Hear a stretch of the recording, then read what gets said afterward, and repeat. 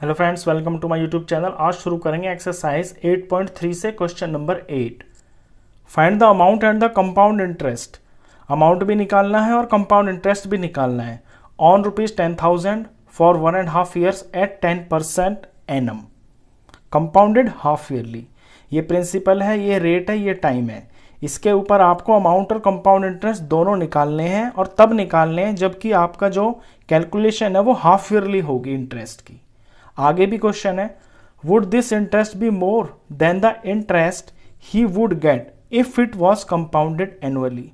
अब क्वेश्चन कहता है कि क्या जो फर्स्ट पार्ट के अंदर कंपाउंड इंटरेस्ट आएगा क्या वो ज्यादा आएगा अगर इन्हीं तीन चीजों को लेके, इन्हीं पीआरटी को लेके हम कंपाउंड इंटरेस्ट निकाल दें लेकिन उसको एनुअली कैलकुलेट करें।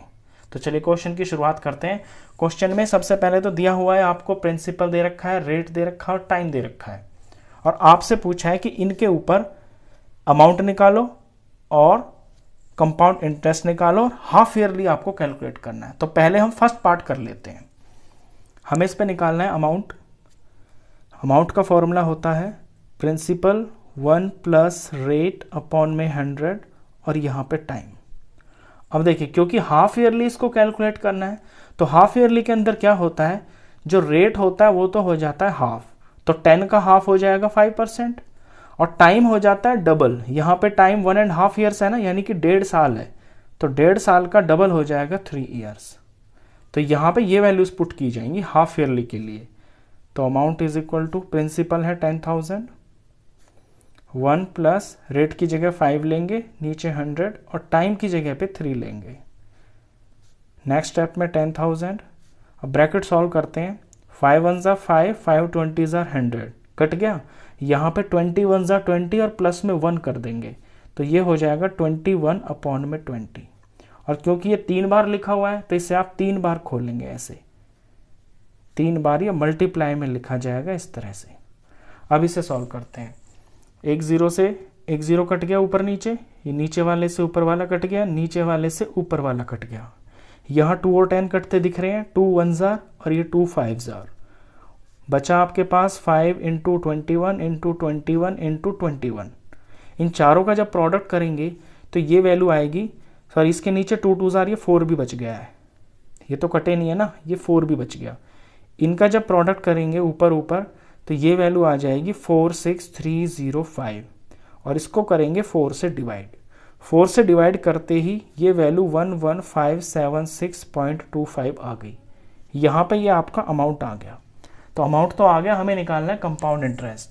कंपाउंड इंटरेस्ट निकालने के लिए अमाउंट में से प्रिंसिपल को माइनस करना पड़ता है, तो a माइनस पी हो गया। अमाउंट है 11,576.25 और प्रिंसिपल था 10,000। इसमें से इसे माइनस करेंगे तो ये आ गया 1576.25। तो ये कंपाउंड इंटरेस्ट आ गया आपका। ये तब आ गया जब आपने हाफ ईयरली कैलकुलेट किया है। अभी क्वेश्चन का जो अगला पार्ट है उसमें ये पूछा है कि अगर इन्हीं चीजों को लेके इस पूरे सवाल को हम एनुअली करते हैं तो जो कंपाउंड इंटरेस्ट आएगा ये वाला उससे ज्यादा होगा जो हमने फर्स्ट में निकाला है। तो उसके लिए हमें निकालना तो पड़ेगा ना, तभी तो पता चलेगा। अब अपने इसी सवाल को करेंगे हम एनुअली लेकर। तो अमाउंट निकालेंगे। अमाउंट का फॉर्मूला होता है 1 प्लस हो गया ये प्रिंसिपल 1 प्लस आर अपॉन 100 में ये टाइम हो गया। देखिए, कंपाउंड इंटरेस्ट निकालना है तो आपको पहले अमाउंट निकालना होगा। अब एनुअली के अंदर ना तो आपका रेट चेंज होता है ना आपका टाइम चेंज होता है, जिस तरह हाफ ईयरली में होता है इसमें ऐसा कुछ भी नहीं होता। लेकिन यह ध्यान देने की बात यह है कि जो टाइम है ना आपका वो 1 and 1.5 है और इस फॉर्मूले के अंदर यहाँ पे टी की जगह पे सिर्फ हम एक होल नंबर ही लिख सकते हैं। तो यहाँ पे 1 and 1/2 तो नहीं लिख सकते, यहाँ सिर्फ 1 लिख सकते हैं।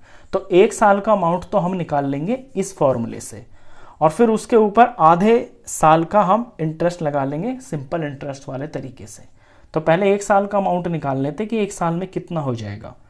प्रिंसिपल है 10,000, 1 प्लस रेट, रेट यही रहेगा आपका 10 अपॉन में 100 और टाइम की जगह हम 1 लेंगे तो ये हो गया 10,000 और यहाँ ये 10 इससे 100 से कट गया, ये 10 1 ज़ा 10 और इसके अंदर 1 जुड़ गया तो ये आ गया 11, तो ऊपर आ गया, नीचे आ गया 10। ये 1 0 इस 1 0 से कट गया, यहाँ इनका प्रोडक्ट किया तो 11 1 ज़र 11 और आगे 3 0, तो ये 11,000 आ गया। यानी एक साल में 10,000 रुपये के 11,000 रुपये बन गए। लेकिन ये तो एक साल में बने हैं ना, अब इसके ऊपर आधे साल का ब्याज और लगेगा, तो वो हम अलग से निकालेंगे, simple interest for half year. वो हम सिंपल इंटरेस्ट वाले फॉर्मूले से निकाल लेंगे, PRT अपॉन में 100। तो अब जो प्रिंसिपल होगा यानी जो ब्याज लगेगा ना, वो आपका 11,000 पे लगेगा। तो प्रिंसिपल 11,000 हो जाएगा, रेट 10% ही रहेगा, और टाइम हाफ ईयर यानी कि आधा साल, तो हाफ को ऐसे लिखते हैं 1/2। यहाँ पे टाइम हमेशा ईयर्स में चलता है। ये हो गया 100 नीचे। सॉल्व करें, 1 0 से 1 0 कट गया, यहाँ 1 0 से ये 1 0 कट गया, ऊपर 1100 और ये 2। 1100 को जब 2 से डिवाइड करेंगे तो ये वैल्यू 550 रुपीज़ आ गई। अब ये 550 जो है ये आधे साल का इंटरेस्ट है। अब हमें टोटल अमाउंट निकालना है। 11,000 तो पहले ही बन गए थे एक साल में, 6 महीने में इस पे इतना ब्याज और लग गया, तो टोटल अमाउंट हो जाएगी हमारी, जो फाइनल अमाउंट बोली जाएगी 1.5 साल बाद की, वो 11,000 रुपये के अंदर ये 550 और जुड़ जाएंगे, और ये हो जाएगा 11,550। 11,550। अभी अमाउंट तो आ गई है, अभी हमें इसका कंपाउंड इंटरेस्ट भी निकालना है। तो कंपाउंड इंटरेस्ट निकालने के लिए अमाउंट में से प्रिंसिपल को माइनस करते हैं। तो अमाउंट तो बनी है 11,550 और प्रिंसिपल था 10,000। तो इसको माइनस करने से हमें साफ साफ दिख रहा है कि ये जो 550 है, ये 550 रुपीज़ जो है कंपाउंड इंटरेस्ट के हैं। अब आप यहाँ पे कंपेयर कीजिए,